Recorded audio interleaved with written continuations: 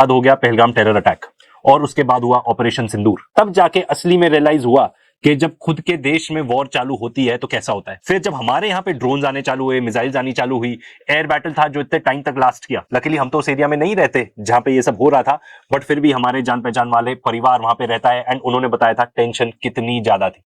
बात बात पर ब्लैकआउट, कहीं बम फूटने की आवाज आ रही है, लिटरली आजू बाजू में उन्हीं के शहर में। कारगिल कॉन्फ्लिक्ट के बाद इंडिया पाकिस्तान के बीच में कभी भी टेंशन इतनी ज्यादा थी ही नहीं। उसके बाद हमारे प्राइम मिनिस्टर की ऐसी स्टेटमेंट्स आती हैं, ऑपरेशन सिंदूर अभी खत्म नहीं हुआ है। उसके बाद स्टेटमेंट्स ऐसी भी आ रही हैं कि भाई अगर कोई भी फ्यूचर में टेरर अटैक होता है तो उसको कंसिडर किया जाएगा एन एक्ट ऑफ वॉर। ये बहुत ही स्ट्रॉन्ग स्टेटमेंट है, क्योंकि टेरर अटैक्स तो होते रहते हैं। किस टेरर अटैक को आप पकड़ोगे और बोलोगे कि भाई अब तो लाइन क्रॉस हो गई, अब तो हम वॉर चालू करने वाले हैं? क्या इंडिया को इजराइल बनाने की कोशिश हो रही है? उसके अलावा इंडियन गवर्नमेंट ने इंडस वाटर ट्रीटी को अबेंस में डाल दिया है।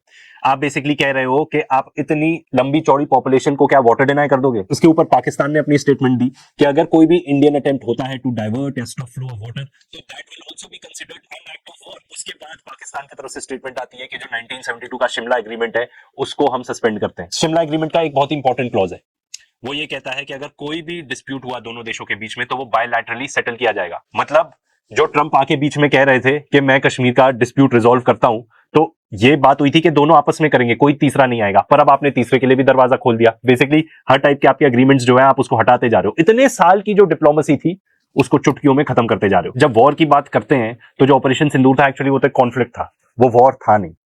एंड बहुत सवाल तो ये भी उठा रही है इंटरनेशनल कम्युनिटी कि क्या जस्टिफाइड था ऐसा कुछ करना। कुछ ऐसे सवाल हैं जो उठ रहे हैं, हम उन्हीं को बताना चाहेंगे। सबसे पहले तो क्या हमने दुनिया को प्रूफ दिया कि वो जो टेररिस्ट थे जिन्होंने वो घिनौना काम किया वो पाकिस्तानी थे? क्या जस्टिफाइड था कि हम इतनी एस्केलेशन करें, सीधा एयरफोर्स का जो इतनी एस्केलेटरी फोर्स है उसका इस्तेमाल करें? ये तो हमारी पार्लियामेंट की स्पीचेस में ही हो गया था क्लियर कि हमने अटैक करके पाकिस्तान को कॉल करके बोला था कि बस वी आर डन। तो क्या हम आगे एक्सपेक्ट नहीं कर रहे थे क्या एक रिटेलिएशन? ये भी एक सवाल उठता है। हमारा और आपका क्या ओपिनियन है इट डज नॉट मैटर, पर दुनिया ने जो भी रिस्पॉन्स दिया किसी ने भी पाकिस्तान को कंडेम नहीं किया।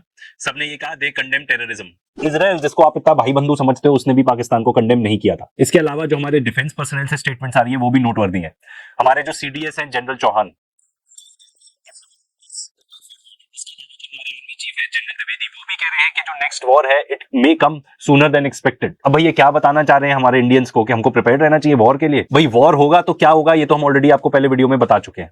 हमने बताया था कि भाई कितना बड़ा डिजास्टर हो जाएगा वो हमारे लिए। पर बात ये है कि अब तो अबंडेंटली क्लियर है ऑपरेशन सिंदूर के बाद कि अगर वॉर होगा तो सिर्फ पाकिस्तान से नहीं होगा, they will be supported by China. Full on support मिलेगा उन्हें। इसके बारे में भी हम बात कर चुके हैं कि पाकिस्तान चाइना के क्या रिलेशन है। अब जो SCO Shanghai corporation organisation summit जो है वो चाइना में चल रही है मीटिंग, जिसके लिए प्राइम मिनिस्टर मोदी चाइना भी गए हैं। वो 7 साल बाद गए हैं चाइना। इसका मतलब ये है कि हमें चाइना के साथ अच्छे रिलेशनशिप चाहिए। एससीओ किस चीज के लिए?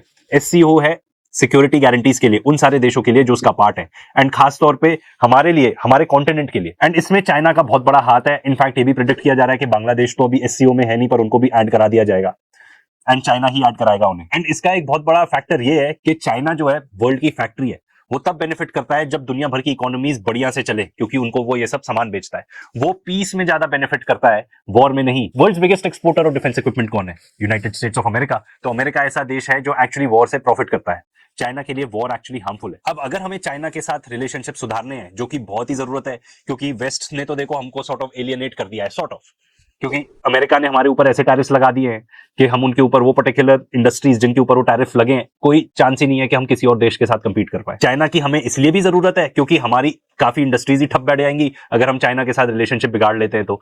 फॉर एग्जाम्पल चाइना ने बीच में एक छोटा सा थ्रेट इशू कर दिया था कि हम आपके यहाँ पे जो रेयर अर्थ मैग्नेट्स हैं वो नहीं भेजेंगे, तो इससे हमारी ऑटोमोबाइल इंडस्ट्री ही ठप पड़ सकती है। अब ये नहीं पॉसिबल कि हम चाइना के साथ भी रहें और पाकिस्तान के साथ वॉर भी चाहें, क्योंकि हम उन पे इतनी सारी चीजों पे डिपेंडेंट है। इंडिया की हमारी स्ट्रेंथ क्या है? देखो हम कोई भी ऐसी चीज नहीं बनाते जो हम एक्सपोर्ट कर सकें बाहर, जो हमारी स्पेशलिटी हो। जैसे चाइना के पास रेयर अर्थ है, रशिया के पास क्रूड ऑयल है, अमेरिकन के पास डिफेंस इक्विपमेंट है, मोबाइल हो जो पूरी दुनिया को चाहिए हो, जो सिर्फ हमारे पास है। हमारे पास कोई भी ऐसी चीज नहीं है। अगर हम कुछ मिस कर रहे हैं तो प्लीज बताना, क्योंकि अगर कोई ऐसी चीज होती तो हम अमेरिका के साथ बेटर नेगोशिएट कर पाते, कुछ तो बता पाते कि अगर आप इतने टैरिफ्स लगाओगे तो भैया देख लो हमारे पास भी ये चीज है, हम आपको नहीं देंगे, जैसा कि बेसिकली चाइना ने किया। हमारी एक पर्टिकुलर स्ट्रेंथ है जिसकी वजह से सब हमारे साथ, या जो भी नेशंस चाहते हैं हमारे साथ अच्छा रिलेशनशिप चाहेंगे, वो है हमारा मार्केट। हमारी इतनी बड़ी आबादी है, इतनी सारी चीजें खपत होती है, ग्रोइंग इकोनॉमी है, तो सबको लगता है कि भाई हमारी कंपनीज का भी शेयर यहाँ पे होना चाहिए। तो हमको तो वॉर बिल्कुल भी नहीं सूट करता, क्योंकि अगर हमारे यहाँ पे जंग छिड़ जाती है, लोगों की पेइंग कैपेसिटी एकदम खत्म होते जाती है, मार्केट ही गिर जाता है, तो फिर लोगों को हमसे क्या मतलब। अगर आप रशिया की बात करो तो रशिया हमें क्या बेचता है? Crude oil. उसको हमारा मार्केट चाहिए क्योंकि यहाँ पे इतनी ज्यादा खपत होती है ऑयल की। One of the biggest consumers है हम ऑफ पेट्रोलियम प्रोडक्ट्स। यूएस के साथ हमारा क्या माजरा है, क्यों उसने टैरिफ्स लगा रखे हैं? अगर आप ये वाला फैक्टर छोड़ दो कि भाई ट्रंप एक इगोइस्टिक इंसान है और उसको सीजफायर का क्रेडिट चाहिए था, उसको अगर आप साइड रख दो, उनको एक्सेस चाहिए हमारे एग्रीकल्चर के मार्केट का। चाइना को भी सेम ही चाहिए। चाइना कितने सारे प्रोडक्ट्स बेचता है यहाँ पे। हमारा बिगेस्ट इंपोर्ट हम कहां से करते हैं? चाइना से करते हैं। ऑलमोस्ट $100 बिलियन का ट्रेड डेफिसिट है हमारा चाइना के साथ। एंड इसके अलावा जो ऑपरेशन सिंदूर में हमको पाया गया कि भाई सिर्फ पाकिस्तान के साथ लड़ाई नहीं हो रही है, ये हो रही है वन साइड रीइंफोर्स्ड वॉर की।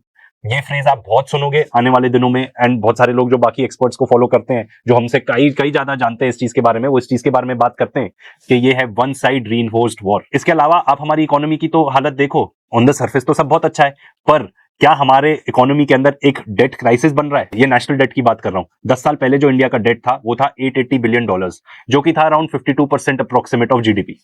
आज के डेट में ये हो गया है ऑलमोस्ट $2 ट्रिलियन, जो कि है ऑलमोस्ट 80% ऑफ जीडीपी। हमारे देश में कितनी सारी चीजें हैं जिसकी वजह से ये डेट बढ़ रहा है, वो एज फ्रीबीज दी जाती हैं। वो किसी ऐसी चीज में नहीं लग रही कि उससे पैसा वापस आएगा। फॉर एग्जांपल 80 करोड़ लोगों को अनाज देने के लिए हमारी सरकार खर्च करती है ऑलमोस्ट 2 लाख करोड़ रुपए। ये कहीं पैसा वापस तो नहीं आएगा ना इकोनॉमी में, कि किसी पर्टिकुलर चीज में इन्वेस्टमेंट किया एंड पैसा वापस आएगा, रिटर्न मिलेगा। ये तो आप इसलिए दे रहे हो ताकि जो 80 करोड़ लोग हैं उनको अनाज मिल सके। अब हम ये नहीं कह रहे कि भाई इस चीज में पैसा खर्च नहीं होना चाहिए, हम आपको ये बता रहे हैं कि हमारे देश में डेट काफी तेजी से बढ़ रहा है। मतलब आप ये सोचो, आजादी से लेके अब तक तो 880 बिलियन था हमारा डेट, अब वो एकदम से पिछले 10-11 सालों में 2 ट्रिलियन हो चुका है। तो क्या ये वरिंग बात नहीं है? ये सब बताने का मकसद आपको ये था कि हमको अपनी इकोनॉमी में फोकस करना है। अगर हम वॉर जाके लड़ लेते हैं किसी से भी, बहुत हालत खस्ता हो जाएगी हमारी। इसके अलावा आप मिडिल क्लास की हालत देखो। मिडिल क्लास इतने ज्यादा डेट में है। फॉर एग्जाम्पल जो हमारा हाउस होल्ड डेट था वो पिछले ही एक साल में 23.1% से 23.9% ऑफ जीडीपी हो चुका है। हमारा मिडिल क्लास इतना ज्यादा डेट बर्डन हो चुका है, इतना ज्यादा लोन ले चुका है, पर्सनल लोन्स ले रहे हैं वो। एंड सबसे प्रॉब्लमैटिक बात पता है क्या है? इस 33% ऑफ ये जो लोन्स हैं वो पता है किस चीज के लिए? एसेंशियल कंजम्पशन के लिए, खाने पीने के लिए, मेडिकल एक्सपेंसेस के लिए, बच्चों की स्कूल फीस पे करने के लिए। अगेन ये बात इन पर भी लागू होती है मिडिल क्लास पे, कि जो लोन ले रहे हैं वो कहीं होम लोन, ऑटो लोन्स या कोई ऐसा अपना एसेट नहीं बना रहे हैं लोग लोन लेके। ये लोग एक्चुअली रोजमर्रा की चीजों के लिए लोन ले रहे हैं। Credit card loan default almost at the highest point है देन इट्स एवर बिन हमारे देश में। एंड भाई ओवरऑल ये डेट क्राइसिस की वजह से कितनी सुसाइड्स हो रही है उसकी तो बात भी मत करो। एंड किसान सुसाइड्स के तो कितने ही केस मिल जाएंगे, मीडिया ने शायद उतना कवर करना भी बंद कर दिया। ये देखो, हमने ऑपरेशन सिंदूर के दौरान भी कितने वेपन्स यूज किए, उसमें कितने इंडियन मेड थे, कितने बाहर के थे, कौन से एयरक्राफ्ट यूज किए, ज्यादातर बाहर के ही थे। सब वीडियो बनाए, चेकआउट कर लेना। ऑयल चाहिए रहेगा आपको बहुत ज्यादा, हमारे पास कोई क्रूड ऑयल नहीं है, हम सब इंपोर्ट करते हैं। तो भाई हमारे लिए कोई भी वजह नहीं है कि हमको वॉर क्यों लड़ लेनी चाहिए किसी के साथ भी। आज की जो सिचुएशन को अगर एनालाइज करें उसमें तो बिल्कुल भी नहीं है। हमको ये पूछना पड़ेगा कि हमारे क्या ऑब्जेक्टिव रहेंगे, क्या अचीव करना चाहेंगे वॉर से, ऐसा क्या मिल जाएगा।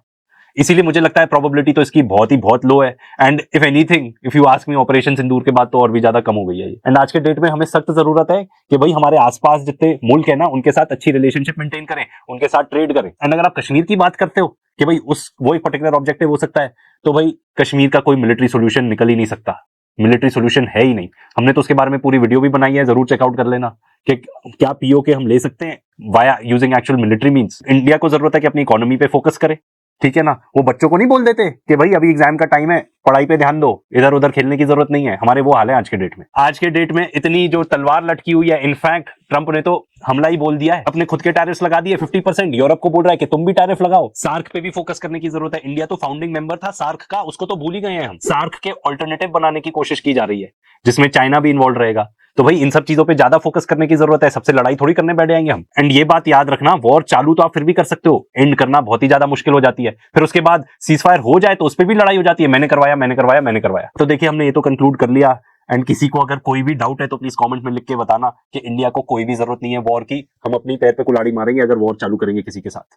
एंड जो सरकार में बैठे हैं हमसे तो बहुत ज्यादा समझदार हैं, तो ये बात तो अच्छे से समझते हैं। तो ऐसा कुछ होने वाला नहीं है इन ऑल प्रोबेबिलिटी। और ये याद रखना, अभी जितने भी वॉर्स चल रहे हैं दुनिया में, 2 प्रोमिनेंट एग्जांपल्स आपको बताता हूँ। रशिया यूक्रेन क्यों नहीं खत्म हो पा रहा? क्योंकि ज़ेलेंस्की और जो बाकी यूरोपियन लीडर्स हैं वो खत्म नहीं करना चाहते। रशिया ऑलरेडी टेरिटरी गेन करता जा रहा है। आपने टर्की में अग्री कर लिया था एक पर्टिकुलर सोल्यूशन, उससे कई ज्यादा टेरिटरी तो आप गवा चुके हो। अभी पूरा देश ही खोना चाहते हो क्या? अगेन इस पे हम रैंट लंबे चौड़े दे चुके हैं, तो this is not the forum for that. Israel जो कर रहा है गाजा में, या जो इनफैक्ट ईरान में भी हुआ, वो क्यों हुआ? क्योंकि कुछ ऐसे पर्टिकुलर मेंबर्स हैं, खासतौर पे नेतन्याहू और जो उसके कोalition मेंबर्स हैं, वो लोग चाहते ही नहीं कि वॉर खत्म हो, वो लोग जेनोसाइड करते रहना चाहते हैं। आईडीएफ के सीनियर पर्सनल, ऑपोजिशन सब आके बोल चुके हैं कि भाई इसको खत्म करो, ये हमारे लिए ही गले की घंटी बनते जा रहा है।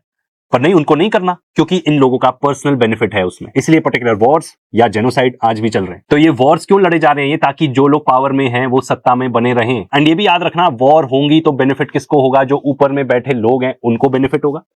जो कंपनीज हैं जो ये सब मटेरियल बेचती हैं आपको जंग लड़ने के लिए, उनको और भी ज्यादा बेनिफिट होगा। तो